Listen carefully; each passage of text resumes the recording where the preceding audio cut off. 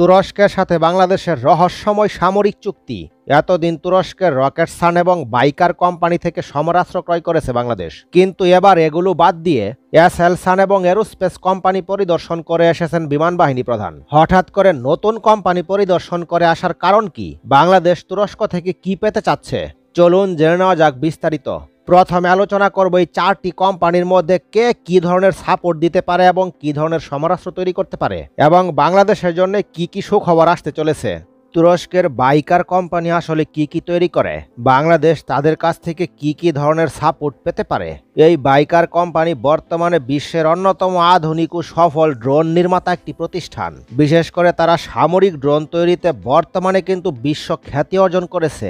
Bayraktar TB2 drone কিন্তু এই company তৈরি করেছে। তাছাড়াও তারা বায়রাক্তার আকিঞ্চি ড্রোন তৈরি করে, বায়রাক্তার কিজিলিমা ড্রোনও তারা তৈরি করে। তাছাড়া তারা বায়রাক্তার মিনি ড্রোনও কিন্তু তৈরি করে। এই সকল ড্রোন পরিচালনার জন্য যে সকল গ্রাউন্ড স্টেশন দরকার হয় সেগুলোও কিন্তু তারা তৈরি করে। এ কোম্পানি শুধু এই সকল ড্রোনই তৈরি করে, কিন্তু এই সকল ড্রোনে ব্যবহৃত যে সমরাস্ত্রগুলো সেগুলো কিন্তু তারা তৈরি করে না। সমরাস্ত্র তৈরি করে থাকে তাদের রকেটসান কোম্পানি। যেমন বায়রাক্তার TB2 ড্রোনে ব্যবহৃত লেজার গাইডেড স্মার্ট মুনিশন তারা তৈরি করে থাকে।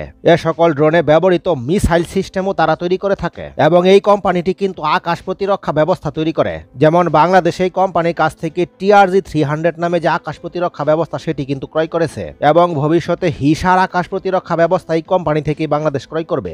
নৌবাহিনীর জন্য তারা অ্যান্টিশিপ মিসাইল তৈরি করে থাকে। তাছাড়া ফ্রিগেট যুদ্ধজাহাজ এবং সাবমেরিনে ব্যবহৃত ভারী টর্পেডো এই কোম্পানি তৈরি করে থাকে। অর্থাৎ রকেটসান কোম্পানি কিন্তু ক্ষেপণাস্ত্র, তারপর rocket, cruise missile, air defence rocket, antiship missile ও সাবমেরিন থেকে উৎক্ষেপণ করা যায় এরকম সমরাস্ত্র তারা তৈরি করে থাকে।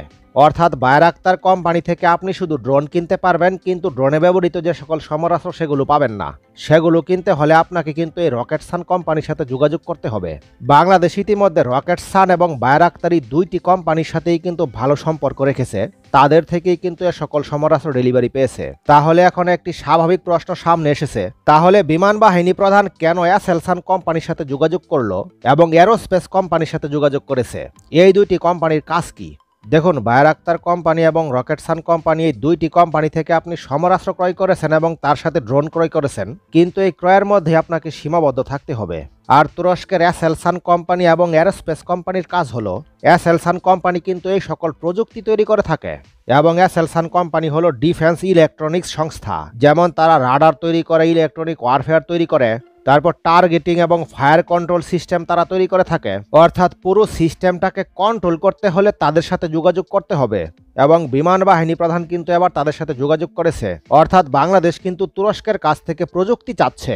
কারণ এসএলসান শুধু ক্ষেপণাস্ত্র নির্মাতা নয়, তারা ক্ষেপণাস্ত্র ও বোমার জন্য দক্ষ ইলেকট্রনিক একটি মস্তিষ্ক। অর্থাৎ প্রযুক্তির জন্য তাদের কাছে গিয়েছে।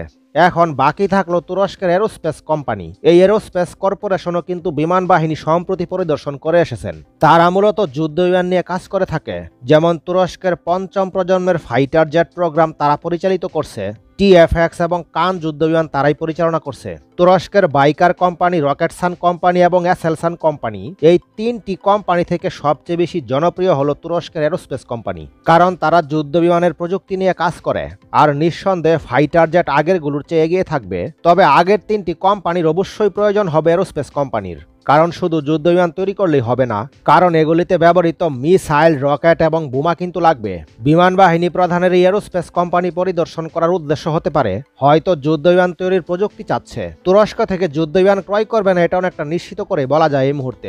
তবে যেহেতু এরোস্পেস কোম্পানি পরিদর্শন করে এসেছে, সুতরাং অবশ্যই প্রযুক্তি পেতে চাইবে। কারণ যুদ্ধ বিমান ক্রয়ের পরিকল্পনা বর্তমানে চীন থেকে আনার চলছে। সব দিক বিবেচনা করলে বিমান বাহিনী প্রধানের এসএলসান কোম্পানি এবং এরোস্পেস কোম্পানি পরিদর্শন করার মানে হলো হয়তো তুরস্ক থেকে সমরাস্ত্র ক্রয়ের পাশাপাশি বাংলাদেশ প্রযুক্তিটাও চাচ্ছে। আপনাদের কাছে কি মনে হচ্ছে কমেন্টের মাধ্যমে জানিয়ে দিন আপনাদের যার যার মতামত। পরবর্তী নতুন ভিডিও সবার আগে পেতে লাইক, শেয়ার, কমেন্ট এবং সাবস্ক্রাইব করতে ভুলবেন না।